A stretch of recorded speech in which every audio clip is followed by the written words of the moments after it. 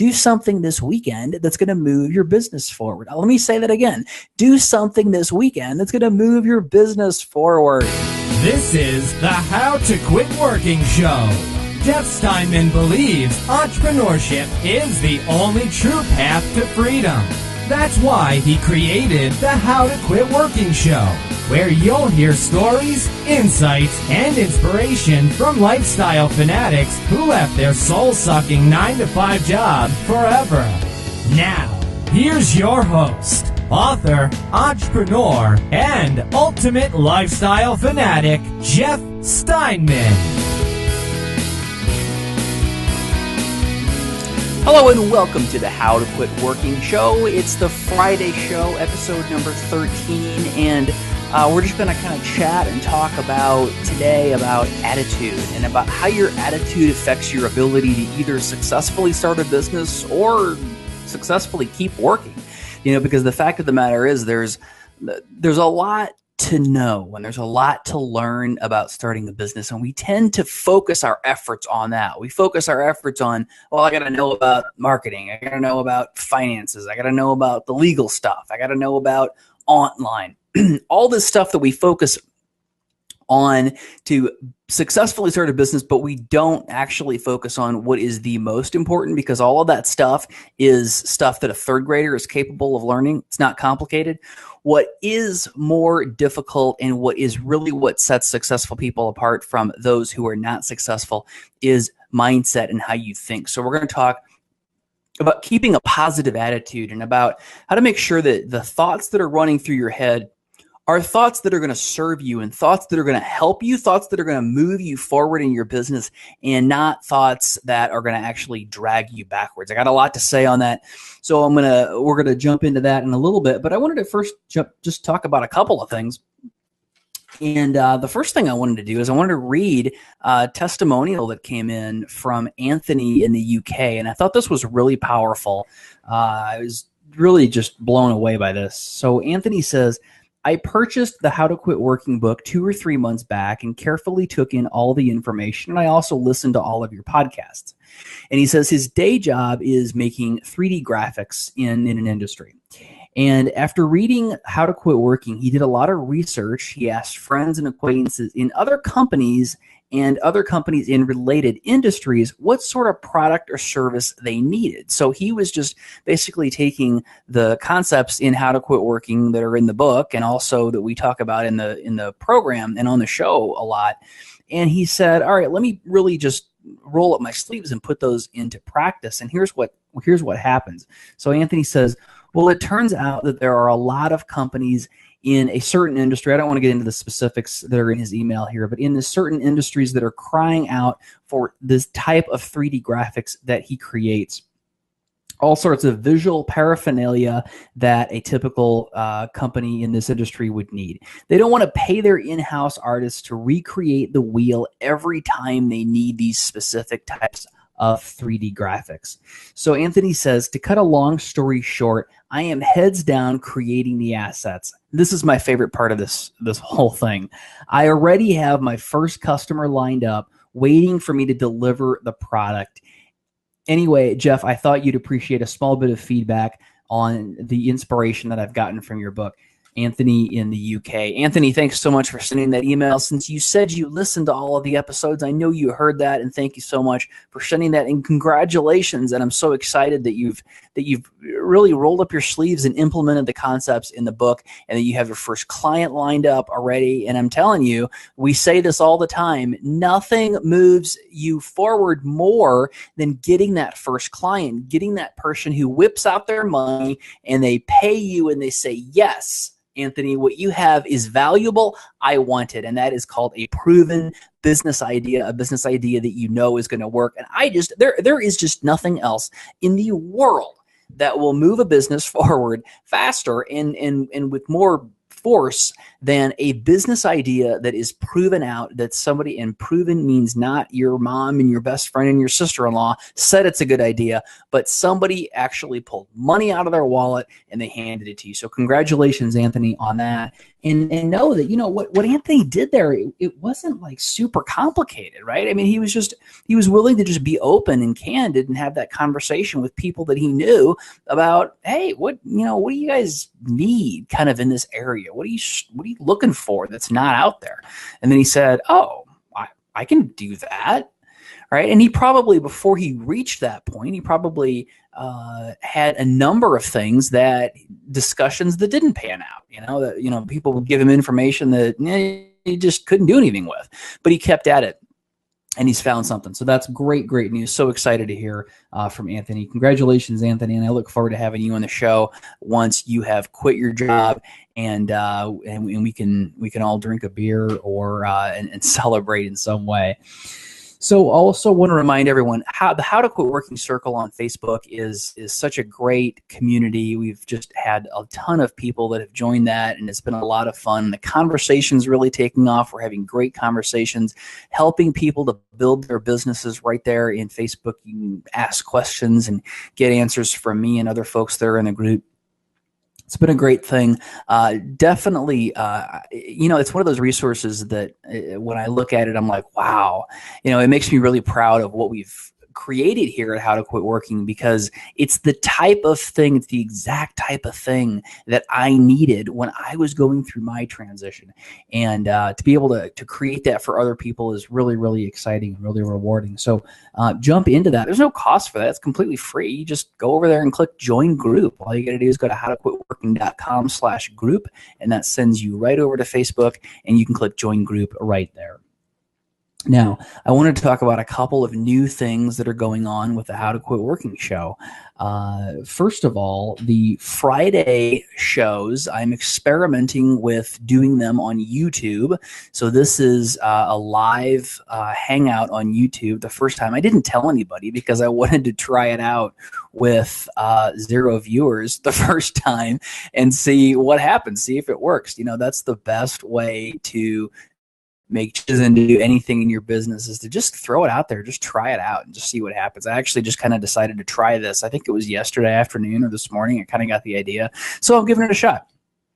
But anyway, what I'm thinking about doing, and I want your feedback, is I'm thinking about having the Friday shows, scheduling them on Friday afternoon, and then opening it up for questions and having a chat area or some way that you can actually join live and ask questions and participate in the conversation. Because I'm trying to figure out, how can we add more value? How can we make this more valuable for you? And how can we make it more interactive? Because I think really interactivity generally is how we add more value, because we're able to understand what's on your mind, what's happening with you, where do you need help, where can we help to guide you in how to quit working to, quit working. So anyway, experimenting with that. So, and the other thing that's also new is that all of the episodes of the How to Quit Working show, beginning today, really, all the episodes will be on YouTube as well. So if it's more convenient for you to watch them on YouTube, you can certainly do that. Everything's still going to be on iTunes and Stitcher and Spreaker and SoundCloud. And I don't even know, TuneIn, all these different services. There's probably hundreds of them. All these different services where people go to find the podcast. You can still find it in all those places. Nothing changes, but YouTube is an additional place that it will be at if you just want to subscribe on YouTube and get the content that way. Otherwise, if you don't want to, just keep getting it the way you are.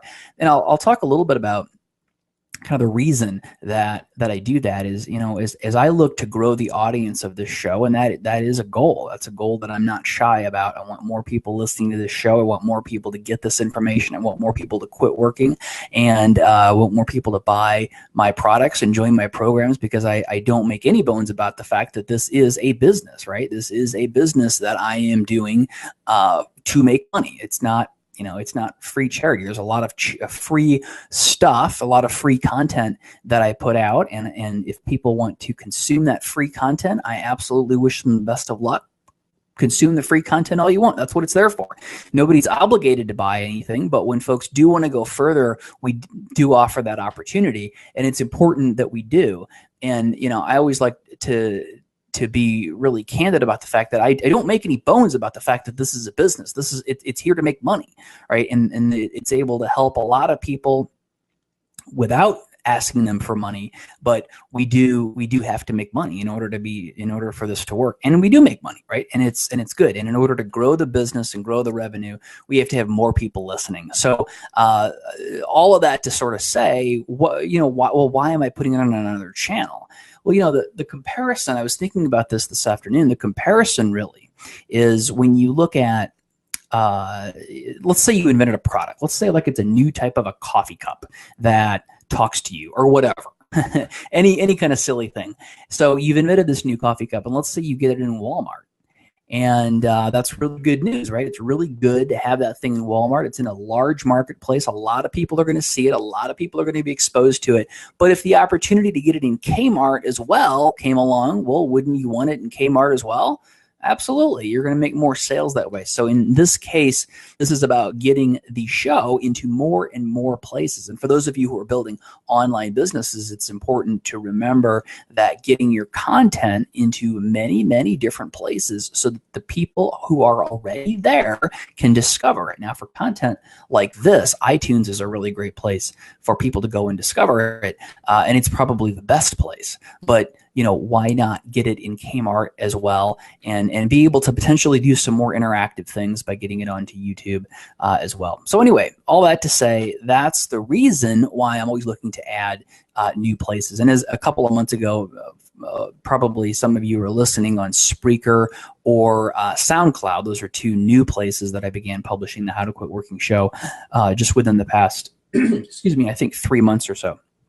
The other thing about doing this as a Google Hangout is that it is essentially live. So there's no more like cutting anything out. There's no more making mistakes. There's no take two, which I really like for the Friday show. Now the interview shows on Monday and Tuesday, those will continue to be pre-recorded.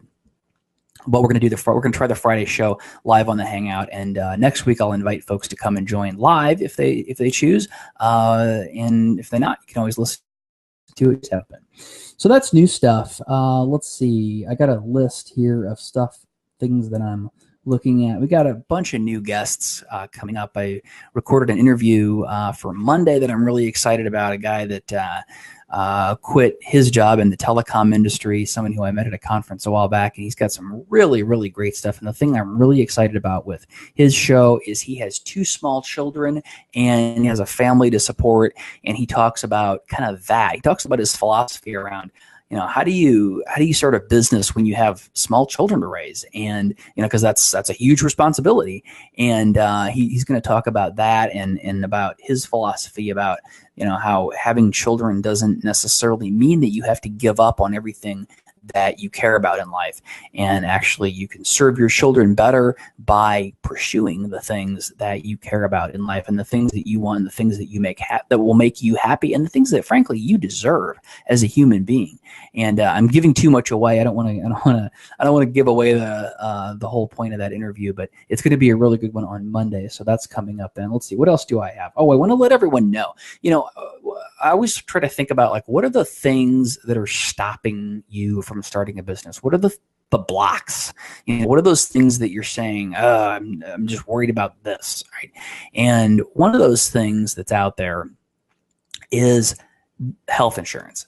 And I talked about this in a live session with in the How to Quit Working Now program. What was it, yesterday? Time flies. And I made the point that for myself and for just about everybody that I know who's an entrepreneur, who's left a full-time job, who's left behind that corporate group health plan, for almost everybody I know as well as myself, it's never as big of a deal and it's never as complicated as you think. And it's actually not a big deal at all. There's a lot of things about business that I think when you're not in business and you haven't started a business, you think that they're a really big deal. And health insurance is one of those things. Also, legal matters, getting your getting your corporation in order and kind of all that stuff. People tend to think that it's a really big deal, but it's actually not that big of a deal. It's just a little item that you got to check off your list and do, and it's not really that big of a deal. So we're going to have someone on to talk about health insurance. I've got open to some conversations with a couple of people. I'm trying to get somebody on who is objective, right? So I'm not going to get like some Blue Cross Blue Shield rep to come in and sell their insurance. That wouldn't make any sense. Instead, I'm trying to find somebody who's an author or someone who is coming from the standpoint of not having any stake in any decisions that you might make, or any way that they might guide us on that. So I'm excited about that, because I think that's going to be a really good thing to remove one of the obstacles of starting a business. And I'm just going to lay the information out for you. We're going to give you everything you need to know so that you can make an appropriate decision and not have to have it be some kind of big, scary thing that you got to worry about. Let's see. I'm looking through my list, making sure I've covered everything. Yeah, that covers all of the items that I had on my list. So I want to jump into now talking about positivity and your attitude and how that affects your business. And let me just start by talking about how it affects your business. And I'll give an example from myself. And I think that generally what I tend to do is, when I'm not being positive and when I'm not approaching things from a positive standpoint, what happens is I tend to forget about resources that I have. So when I struggle with this a lot personally. So I can speak from the standpoint of someone who has, I would never say that I have conquered it, or that I've gotten, to be the person who's just totally mastered positivity. I would say I'm the guy that struggles with it on a day-to-day basis, but I have learned how to manage it. Just kind of like they say with some diseases that can't be cured. It's like you can't cure it, but you can manage it. And it feels that way with me with the whole attitude thing. I don't know if I'm predisposed because of a chemical thing in my brain, or if it has to do with my upbringing, or what it is, but I do know that that's something that I struggle with a lot, and it's really hard for me to maintain that. And I want to share with you a couple of things that my point is, it's a constant battle, and I don't know that it's something that I'm ever going to win. It's just something that I believe, in my situation anyway, I'm just going to get better and better at managing. And I think I've figured out kind of how to do it. And like I said, I want to share a couple of things that work. But the thing that it's important to recognize is, there's all that law of attraction stuff, and it's good stuff, but the problem with it is it makes everything sound like it's magic, and none of it is magic. It's all actually very logical, simple things. And I think that if we could actually help folks to understand what really practically on a practical level happens when your mind is in a certain state, I think that folks would take it more seriously instead of making it sound like it's all magic woo-woo crap. But I guess that's what I want to get into is a little bit of the practical stuff about what actually happens when you're in a negative mindset.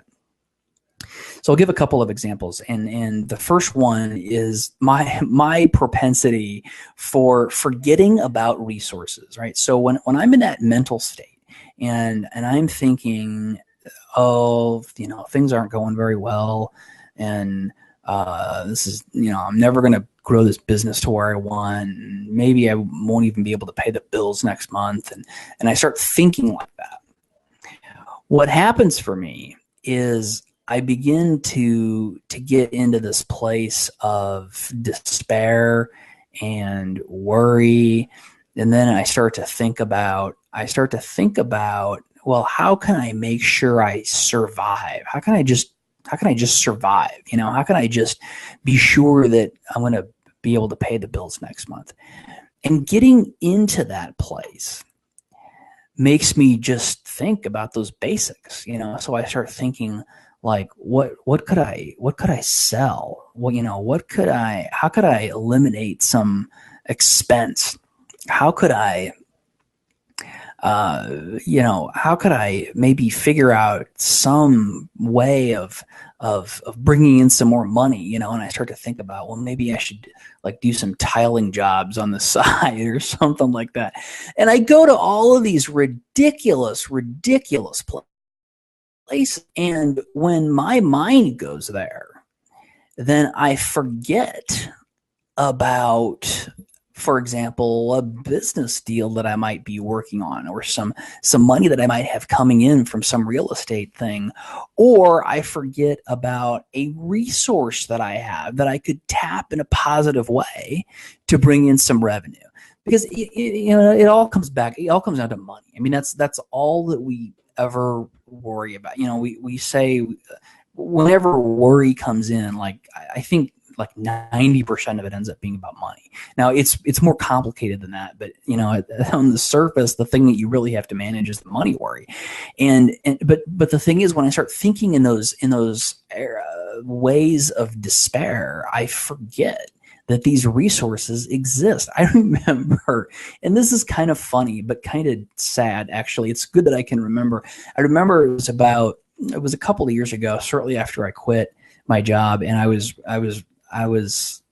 thought that I was financially struggling, and I just started getting into this mindset of I don't know, I'm not bringing in as much money as I want, and I'm just not sure how this is going to work, and I don't know, and I'm worried, and I'm feeling bad, and I'm thinking, what if this doesn't work out? And what's so funny is that I remember being at a conference in the hallway, and I had this recollection. I was like, oh, I have another substantial amount. I think it was like $30,000 or $40,000 that I had in another account or another place or something like that I had kind of forgotten about. And it was totally right there, right there for the taking and to be used. And it was like, oh, okay. Look, and that's the moment at which I realized that when I start thinking in a really negative way, and I start thinking from that place of worry and despair, I literally forget about resources. I forget about these things that I have because I'm so focused on the worry and the despair. So, like what I'm trying to do is I'm trying to show how on a practical level, on a not magical, mystical woo-woo level, but like on a practical level, how your mindset affects you. And another thing, and that's kind of an extreme example, but it's absolutely true. It absolutely happened. And I remember that moment like it was yesterday. And it felt good when I finally was like, oh yeah, I actually have that money. So that's options, money that I can use on marketing, money I can use to invest in things, or money that I can just use to pay expenses, right? And that's a pretty obvious one, but I think sometimes when those things happen, they're not as obvious.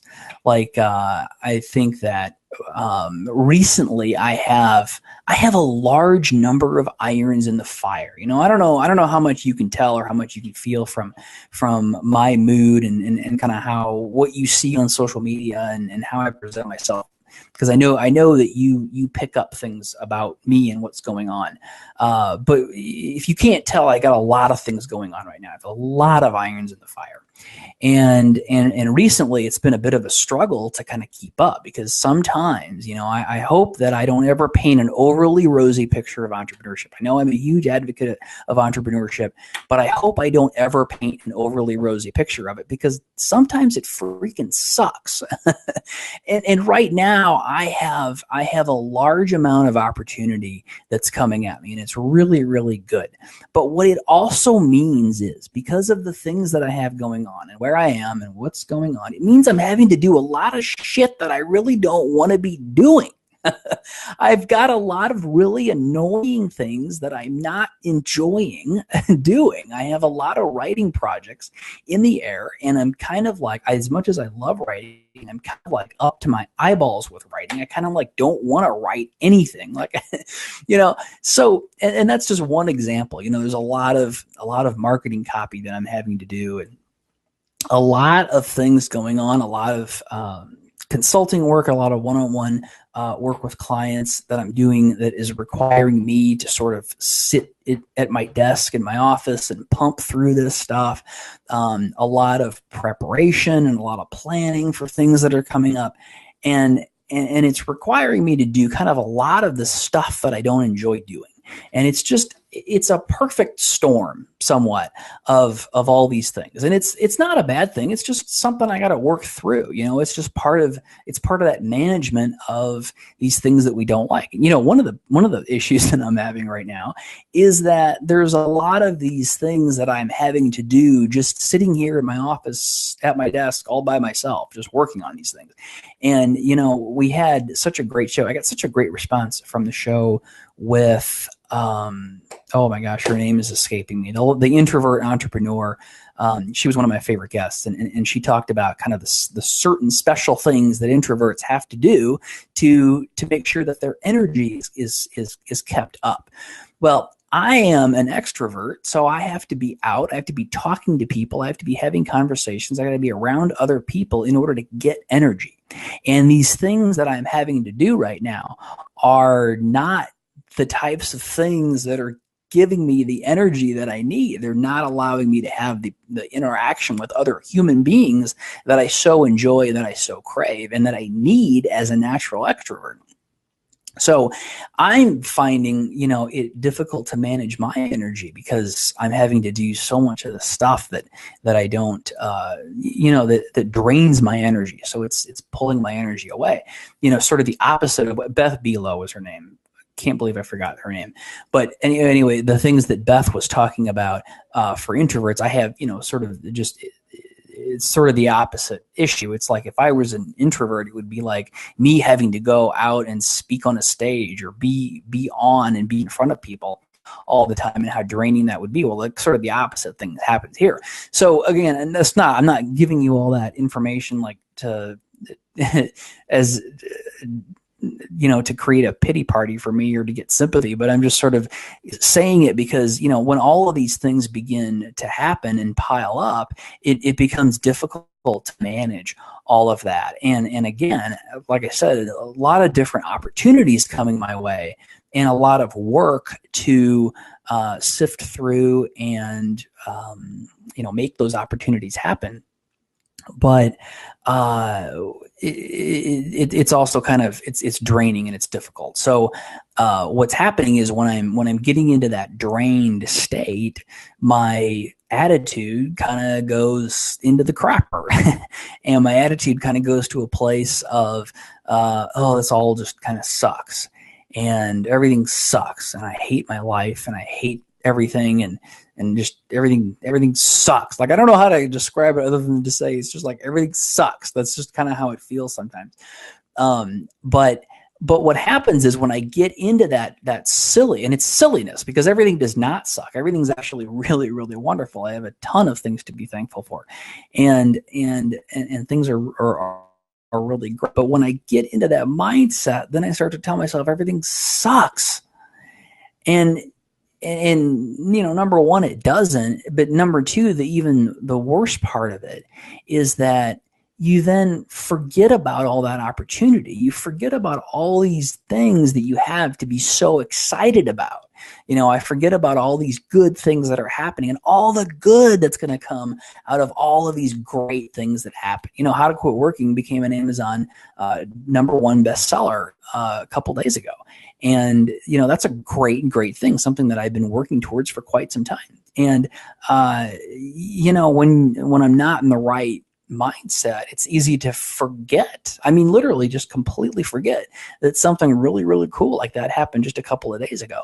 And to forget that all this work that I'm doing, these things that I'm doing are moving me towards the place that I want to go. And it's really good things that are happening. So, what happens is when you let yourself get into that place of just not feeling positive about what's going on, is that your attention then tends to go to all of these negative things. And I mean, the fact of the matter is you only have so much attention, it's like a pie. You can't get more attention. You only have so much of it.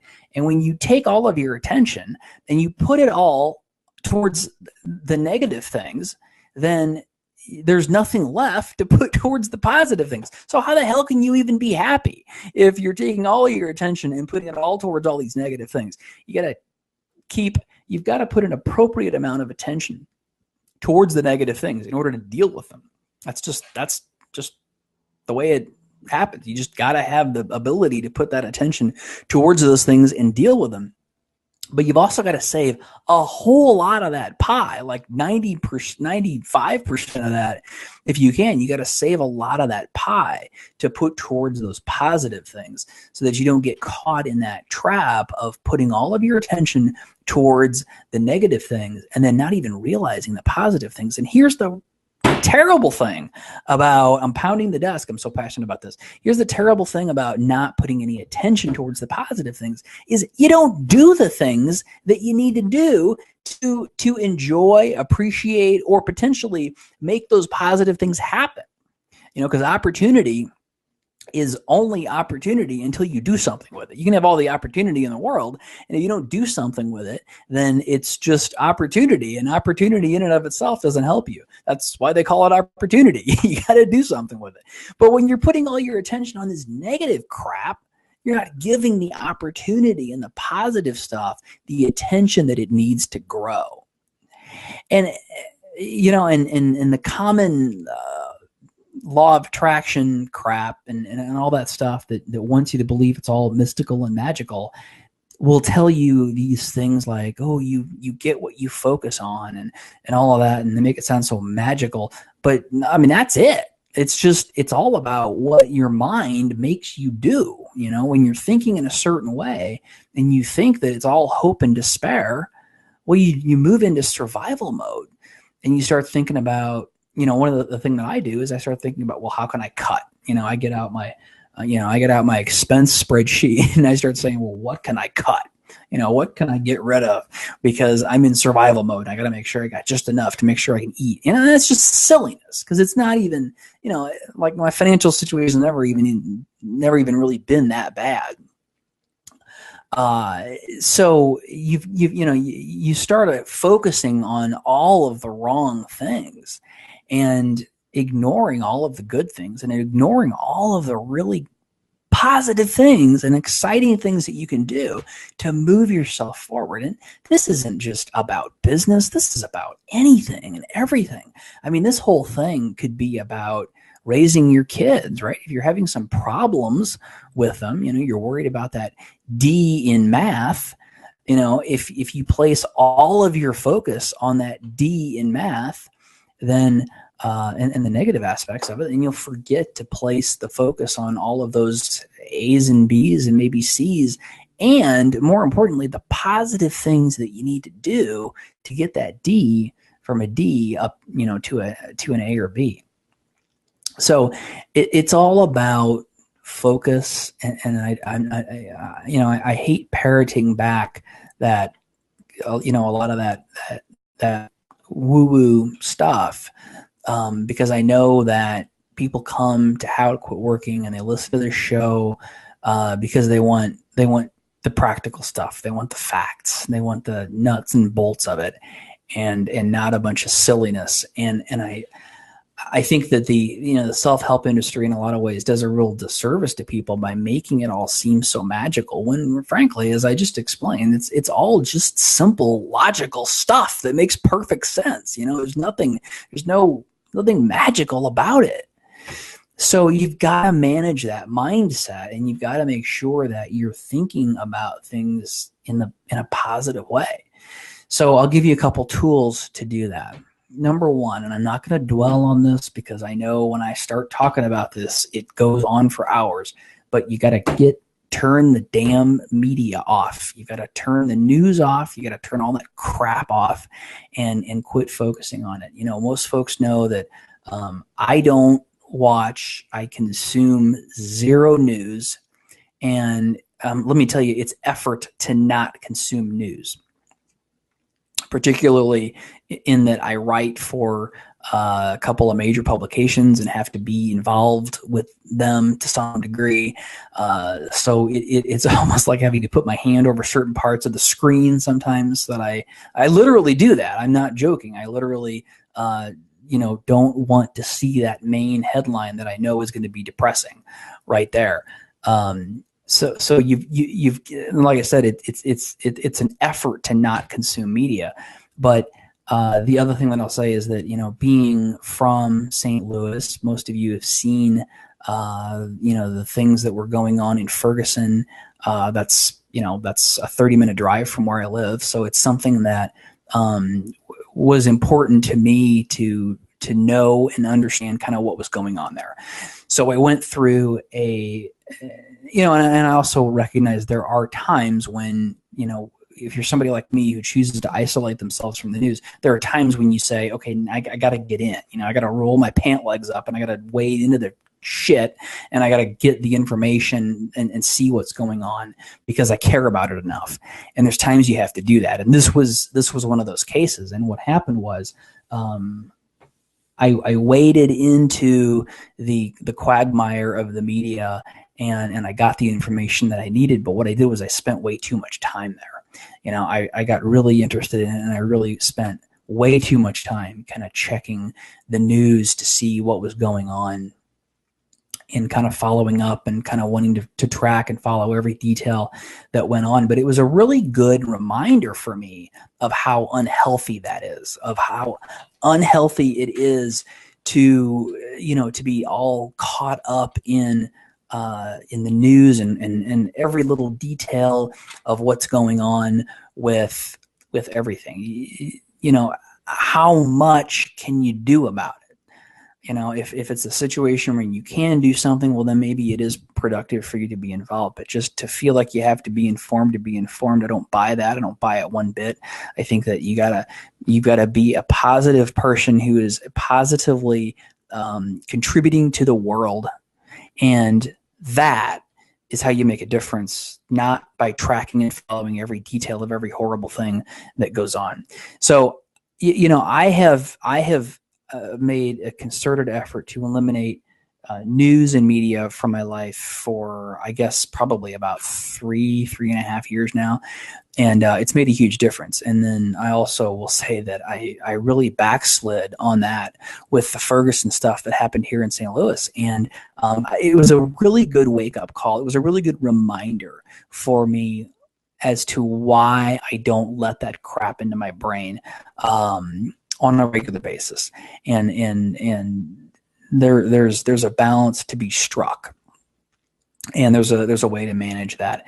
And so the point is, if you think you need to know every single thing that's going on in the news, number one, that's going to take up way too much of your time that you don't have if you're working a full-time job and starting a business. And number two, it's going to put you in this headspace and this place of just thinking that everything is terrible, that everything is awful, and get you to focusing again, if you again think about your attention as that piece of pie, how much of it do you want to put on how awful everything is that's going on in the world, right? And you've got to have a lot of it. You got to have a whole hell of a lot of it left to focus on the things that really, the positive things and the things where you can really have an impact and make a difference.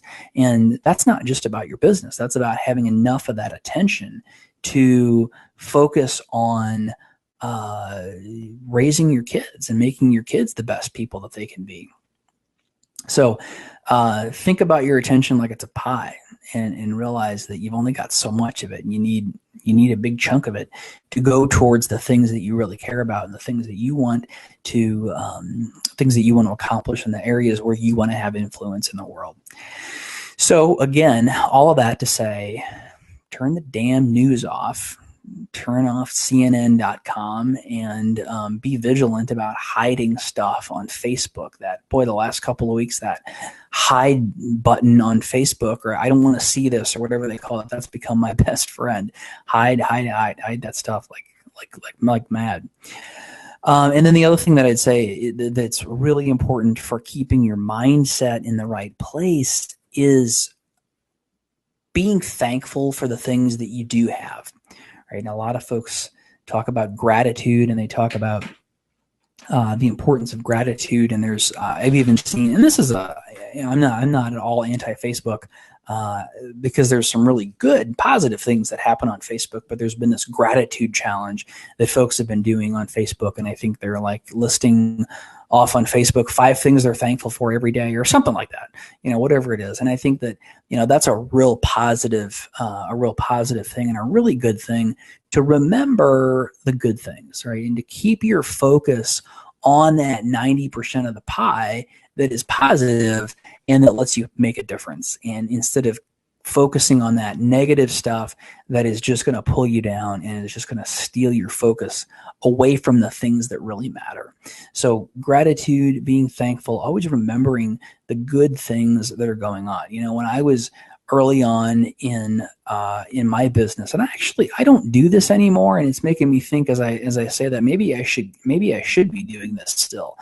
But because again, like, don't ever think about any of this stuff like it's some kind of like something you do and then check off your list. I mean, you got to keep on doing it like forever. Like, I don't believe there's an end in sight. When you study super successful people, they're still, no matter how much money they have, how much power they have, or who they are, they're still working on all of this stuff that we're talking about every single day. But now I went off on a tangent and I lost my train of thought. What was I talking about? Oh, I was talking about it early on in my business. I talked in a session, a private session in one of my group programs about confidence and how important it is to have confidence early on in your business. And one of the things that I did to build my confidence when I was struggling with it is I created a document just on my computer, and it was just all of the good things that people have said about me. All right, so anytime somebody said something nice about me, or something positive about my business, or positive about what I was doing, or thanked me or something, no matter how minor or petty it might seem, I put it into that document, and I kept that list, and I would use that list.